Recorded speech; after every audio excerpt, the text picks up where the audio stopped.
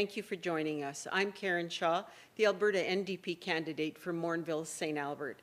I'm joined here today by Heather Sweet, Alberta NDP Critic for Agriculture and Rural Economic Development. We're on Treaty 6 territory, and I acknowledge the Métis people who share a deep connection with this land.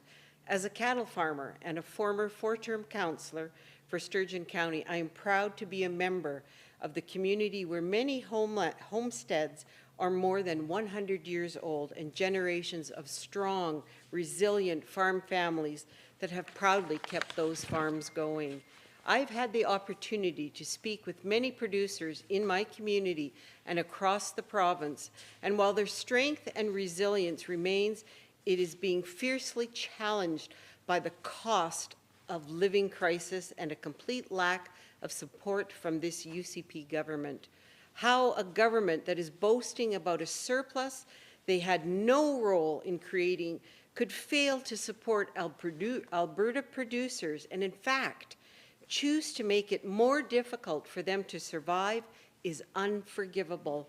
Yes, the UCP are patting themselves on the back for a budget that fails Albertans on healthcare, education, affordability, and cruelly attacks farming families by choosing to increase crop insurance premiums by 60%. And I will now turn it over to Heather. Thank you, Karen.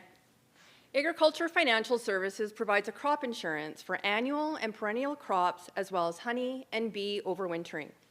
These programs provide risk mitigation for producers from financial loss due to circumstances beyond their control and coverage for many types of operations, including commercial, organic, pedigree seed, and specialty crops. Over 70% of Alberta producers are enrolled in the crop insurance program. In 2022, AFSC said that it recognized the impact that increased premium costs would have on producers and that annual premium rate increases were to be held at a maximum of 10%. Well, clearly, the maximum was not enough for this government. So, during a surplus budget year, they've outrageously chosen to increase premiums by 60%. The UCP failed to consult with or even inform producers about their decision to make life harder for their operations. The UCP government's lack of respect for Alberta producers should come as no shock to anyone. This is the same government that said it would prioritize rural voices while holding back agri-stability funding despite calls from 11 agricultural organizations asking for the UCP to adopt the programs. It's clear that this government isn't listening to Alberta producers. Drought, floods, hail, global pandemics. Alberta's agricultural producers have been through it all, but they've never stopped working hard to put food on Albertans' tables. Alberta producers want to know what consultation, if any, took place before this horrible budget decision was made. At the very least, Danielle Smith and the UCP must be transparent about why they're inflicting this unaffordable increase on Alberta producers. What the UCP should do is stop the 60% increase. Alberta producers deserve a government that actually listens and works together to find solutions. Fortunately, there is an election coming, and should the Alberta NDP move for government, we are committed to continuing to consult and work with producers on the risk management programs. Alberta producers are seeing increased risk through supply chain disruptions, more extreme weather, and unstable investment frameworks. But Alberta producers are resilient, innovative, and resourceful. Our economy is reliant on these qualities. They deserve a government that doesn't take them or their work for granted. And with that, we're happy to take your questions. Thank you. Just a reminder, if you're on Zoom, it's the raise hand function. If you're on the phone, it's *9 to get in the question queue. We'll start in the room. Safe Kaiser Global News. I'm just wondering, can you sort of tell us about how this does affect farmers? Is having a 60% insurance premium increase devastating to their farms, or is it something that we may have seen before? So the issue with the 60% is that we know that insurance costs are one of the highest inputs that producers face on an annual basis. And with the increase in fertilizer costs, with the increase in energy costs, natural gas, electricity, and now insurance, it puts substantial stress on Alberta producers. The biggest issue is that 3 years ago, the government actually politicized using the budget of AFSC and gave a 20% rebate back to producers. And then after that, increased it to 60%. And so the problem is that it's the predictability and the reliability of what insurance programs look like for producers and letting them know ahead of time what their costs are actually going to be. And I'm just wondering, so, I mean, the way insurance works is the more people that file claims, the higher that premiums go up. So is this reasonable, considering that presumably there was a higher than normal amount of claims that were made the last growing season?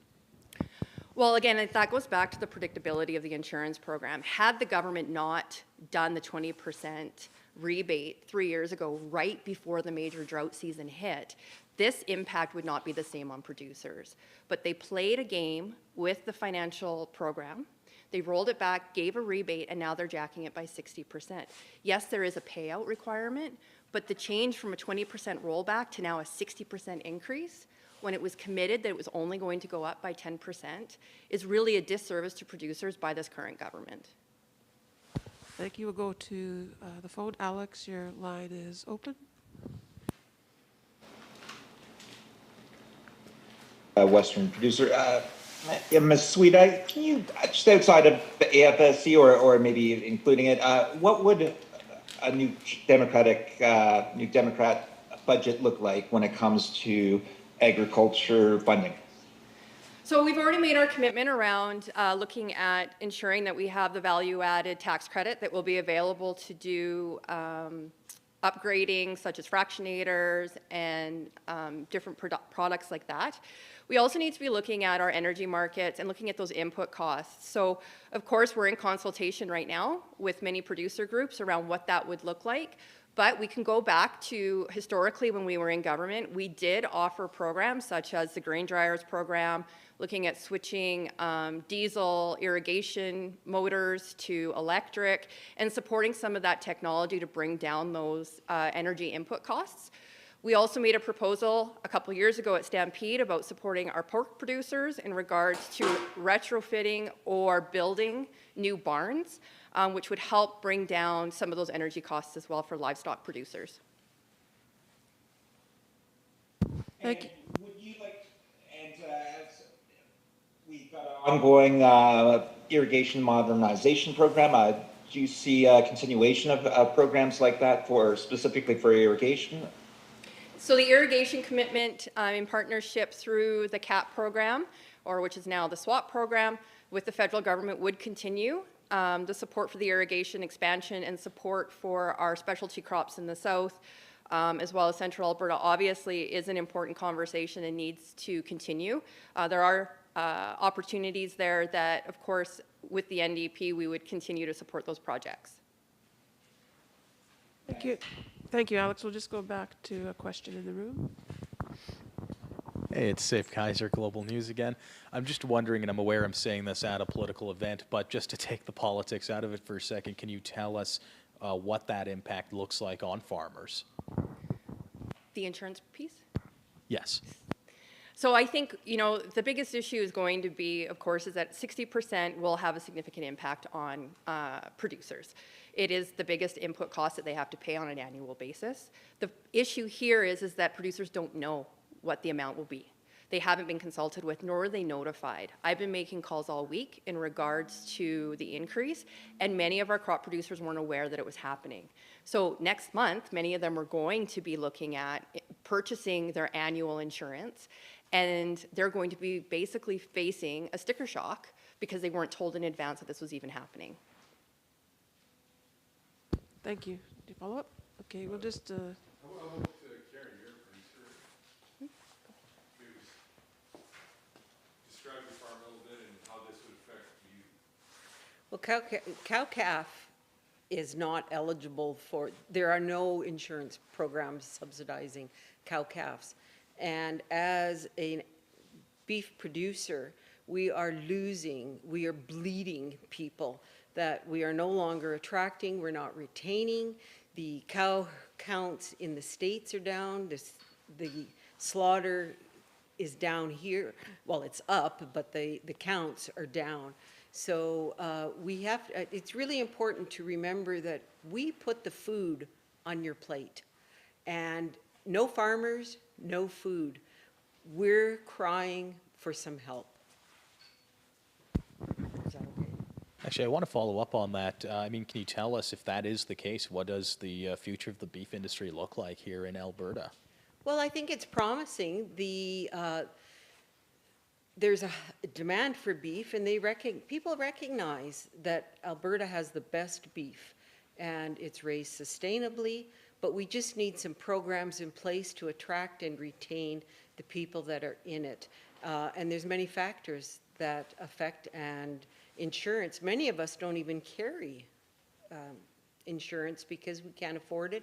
It's not subsidized, and that it's just those programs that need to be developed. Okay, thank you. We'll just do one more pass for questions. A reminder, if you're on Zoom, it's the raise hand function. If you're on the phone, it's *9. Seeing none, that concludes today's press conference. Thank you.